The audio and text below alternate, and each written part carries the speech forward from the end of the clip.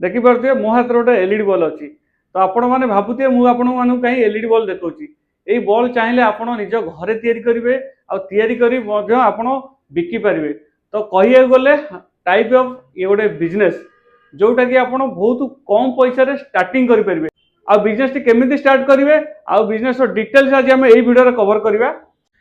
नमस्कार जय जगन्नाथ दर्शक बंधु स्वागत करुच्ची बिजनेस आइडिया गोटे नुआ वीडियो को मु बर्तमान अच्छी नायक इंजीनियरिंग जोटा रही भुवनेश्वर सामंतरापुर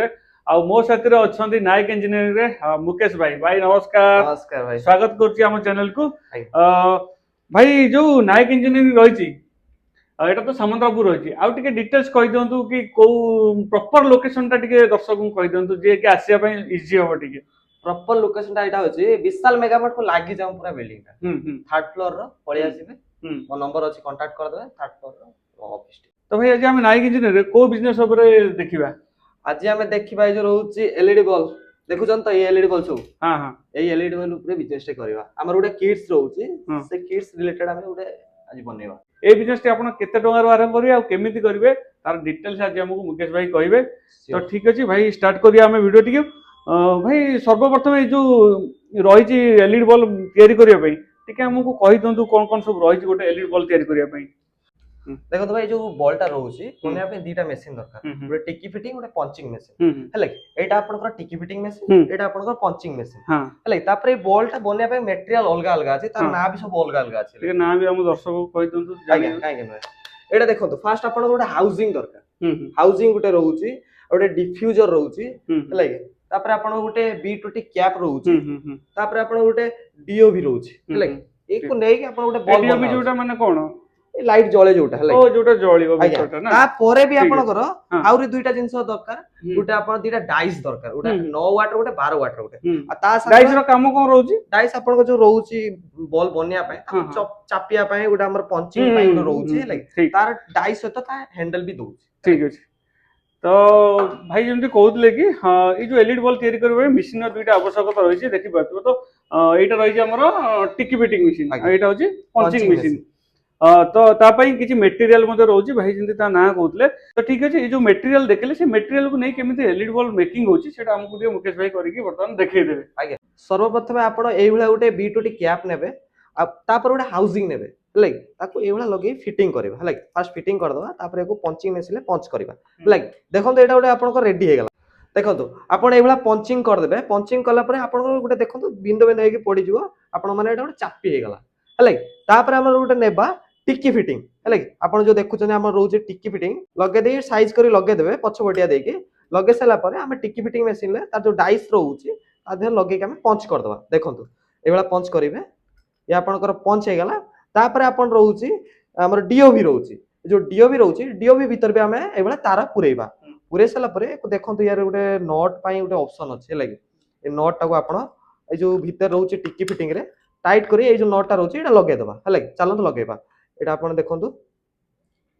एटा आपण लगा हे गेला हला एबला आपण लगे देबे लगे देला परे आपण रहउची आपण सोल्डरिंग देखो तो आपण जो रहउची एन गोटे एल गोटे रहउची हला दीटा तार जो रहउची एटा आपण एन लोगोटे एल लोगोटे सोल्डरिंग मार देबे परे चलो त मारिबा देखंतो आपण एई वाला मार देला परे हम जोडे जळे की देखिबा टेस्टिंग जळुची कि नाही देखंतो आपण ये आपण जळिला बोल्टी हैला तापर हमर जो डिफ्यूजर टा रहउची चलो डिफ्यूजर टा फिक्स करी आपण लाइट टा पूरा प्रिपेयर रेडी हे जो चलो डिफ्यूजर टा फिट कर दबा देखंतो आपण डिफ्यूजर पूरा रेडी। तो बॉल तो कंप्लीट एबे हे जाईची एबे टेस्ट कर देखिया बॉल टी जळुची कि नाही। हाँ देखी पारे फाइनाली मुकेश भाई जो एलईडी बल्ब मेकिंग कले लाइव पूरा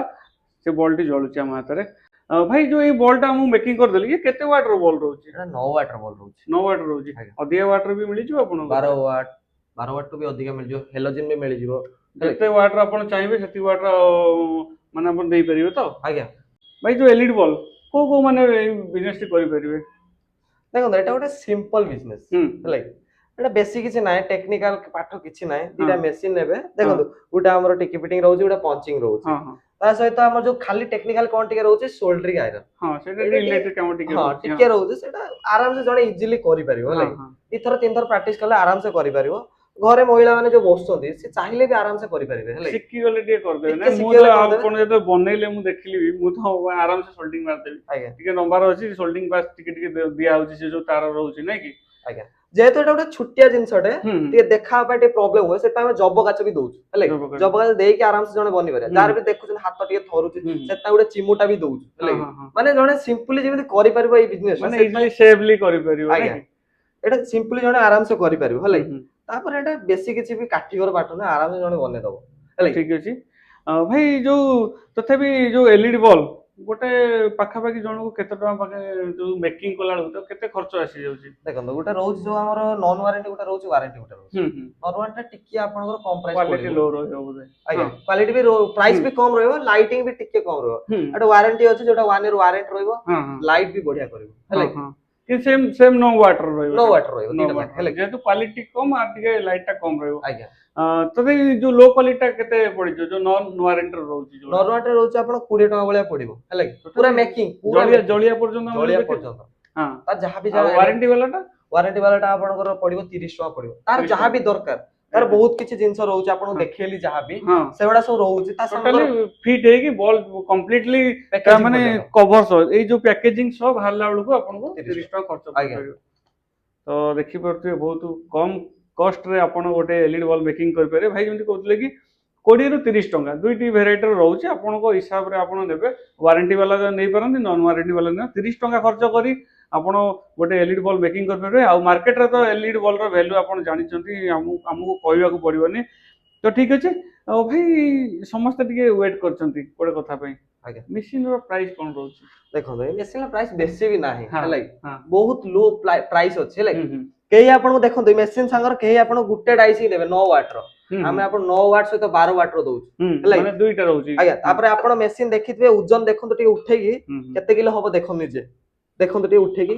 ମେସିନ ଆପଣ ଗୋଟେ ହାତରେ ଉଠେଇ ପାରୁଛନ୍ତି ହୁଁ ହୁଁ ଦି ହାତ ଲଗାଉଛନ୍ତି ତାପରେ ଏଇ ମେସିନ ଟା ବି ଦେଖନ୍ତୁ ଏଟା ବି ଓଜନ ଟିକେ ଅଛି ହେଲା ଏଟା ମେଟାଲ ର ଅଛି ଏଟା ଆଜ୍ଞା ଷ୍ଟିଲ ର ଅଛି ନାଇଁ କି ଆଜ୍ଞା ୟାର ପ୍ରାଇସ୍ ରହିବ 6000 ହେଲା କି 6000 ଟଙ୍କା 6000 ଆପଣ ମେସିନ ଅଲଗା କୋଉଠି ପାଇବେ 5000 ପାଇବେ କିନ୍ତୁ ସେମାନେ କିଛି ଦଉନାହାନ୍ତି ଆମେ କିନ୍ତୁ ବହୁତ କିଛି ଜିନିଷ ତା ସହିତ ଦଉଛୁ କଣ ଯୋଉଟା କଣ ସବୁ ରଖିଛନ୍ତି ଆପଣ ଜାଣିଲେ ଆପଣ ବିଶ୍ୱାସ କରିବେନି ଏତେ ସବୁ ଜିନିଷ ରହୁଛି ହଁ ୟା ସାଙ୍ଗରେ ଆପଣ 50 ଟା ବଲ୍ ନନ୍ ୱାରେଣ୍ଟି ର ଫ୍ରି ମିଳୁଛି 50 ଟା ଆଜ୍ଞା ଠିକ ଯଦି ଅଛି ୱାରେଣ୍ଟି ବାଲା ନଉଛନ୍ତି 25 ଟା ଦିଆଯିବ ହଁ ହଁ ତା ସହିତ ମେନ୍ ଆଇଟମ ଯୋଉ ଆପଣ କହିଥିଲି ଜବକାଚ ଫବକାଚ କଥା କହିଥିଲି ହୁଁ ସେ ଆଇଟମ ଏଇଠି ଦେଖିପାରୁଥିବେ ପୁରା ଦେଖନ୍ତୁ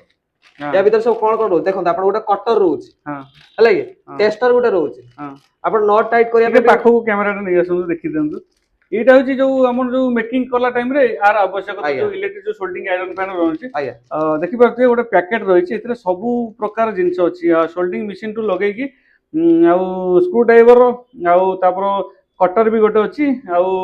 ତାଠୁ ଟୋଟାଲ ଯେତେବେଳେ ସବୁ ମାନେ ଇଏ ଟ୍ୟାପ ବି ଟ୍ୟାପିଂ ରହୁଛି ଟାଇମ ସବୁ ଅଛି ପୁରା ଦେଖନ୍ତୁ ଏଟା ବି ତା ସହିତ ମିଳିବ ଏଟା ଏଟା କଣ ରହିଛି ଏଇଟା ଆପଣଙ୍କ ଯୋଉ ହିଟ୍ ଗନ୍ ଟା ରହୁଛି ଆପଣ ହିଟ୍ ଯୋଉ ଘଣ୍ଟା